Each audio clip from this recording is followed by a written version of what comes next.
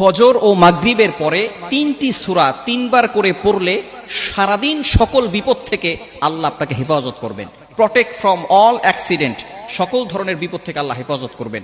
দুশ্মনের দুশ্মনী থেকে আল্লাহ হেফাজত করবেন। জিন শয়তান বলেন এবং মানুষ শয়তান বলেন, সকল ধরনের ক্ষতি থেকে আল্লাহ আপনাকে প্রটেক্ট করবেন, হেফাজত করবেন, যদি আপনি ইয়াকিনের সাথে আমলগুলো করতে পারেন। মনে রাখবেন, কোরআনের ভিতরে কিন্তু শেফা রয়েছে। পবিত্র কোরআনুল কারীমের ভিতরে আল্লাহ তাআলা নিজেই বলে দিয়েছেন, 15 নম্বর পারার 9 নম্বর পৃষ্ঠার 2 নম্বর লাইন, সূরা বনী ইসরাঈলের 82 নম্বর আয়াত আল্লাহ বলছেন, অনুনাজ্জিলু মিনাল কোরআনি মা হুয়া শিফাউ ওয়া রাহমাতুল লিল মুমিনিন। আমি আল্লাহ তাআলা মুমিনদের জন্য এই কোরআনটা শিফা স্বরূপ, রহমত স্বরূপ নাজিল করে দিয়েছি। সুতরাং কোরআন হচ্ছে আমাদের জন্য রহমত, কোরআন হচ্ছে মুমিনদের জন্য শেফা। সুতরাং অনেক সময় কঠিন বিপদে পড়ে যায়, এমনকি জিনের আসর হয়ে থাকে, অনেক সময় ব্ল্যাক ম্যাজিক, জাদুটোনা, কুফরি কালাম বিভিন্নভাবে আমাদেরকে মানুষ ক্ষতি করতে চায়।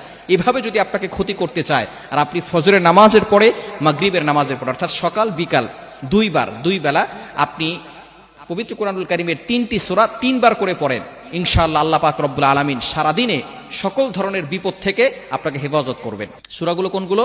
এগুলো হচ্ছে পবিত্র কোরআনুল কারীমের শেষের 3টি সূরা, সূরা ইখলাস, সূরা ফালাক, সূরা নাস। পবিত্র কোরআনুল কারীমের ভিতরে ছোট্ট ছোট্ট যে সূরাগুলো আছে তার ভিতরে অন্যতম সূরা হচ্ছে সূরা ইখলাস। সূরা ইখলাস আমরা সকলেই জানি, এগুলো আমরা ছোট্টবেলায় মসজিদে গিয়েছি, তখনই ইমাম সাহেব পড়েছেন, ইমাম সাহেবের মুখে মুখে শুনে শুনে আমরা সূরা ইখলাস মুখস্থ করে ফেলেছি, ঠিক কি না? সূরা ইখলাসের অনেক ফজিলত। নবীজি সাল্লাল্লাহু আলাইহি ওয়াসাল্লাম যখন মানুষকে ইসলামের দাওয়াত দেওয়া শুরু করলো, মানুষদেরকে কালিমার দাওয়াত দেওয়া শুরু করলো, তখন কাফেররা, কুরাইশরা বলা শুরু করলো, আমাদের দেব দেবতা তো অনেক রয়েছে, কোটি কোটি আমাদের দেবতা আছে, তোমার প্রভু কয়জন, তোমার প্রভুর সন্তান কয়জন, তার ছেলে মেয়ে কয়জন?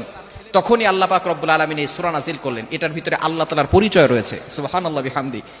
রব্বুল আলামিন বলেন, কুল হুয়াল্লাহু আহাদ আল্লাহুস সামাদ লাম ইয়ালিদ ওয়া লাম ইউলাদ ওয়া লাম ইয়াকুল লাহু কুফুয়ান আহাদ।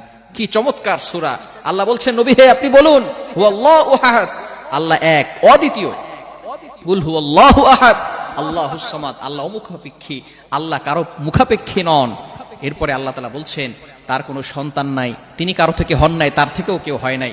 সুতরাং আল্লাহ পাক রব্বুল আলামিন হচ্ছেন এক, অদ্বিতীয়। আল্লাহ তাআলার পরিচয়, একত্ববাদের ঘোষণা এই সূরার ভিতরে দেওয়া হয়েছে।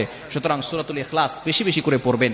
এবং সূরা ফালাক এবং সূরা নাস, নবীজি সাল্লাল্লাহু আলাইহি সাল্লামকে একবার ব্ল্যাক ম্যাজিক করা হয়েছিল, জাদু করা হয়েছিল নবীজি সাল্লাল্লাহু আলাইহি সাল্লামের উপরে।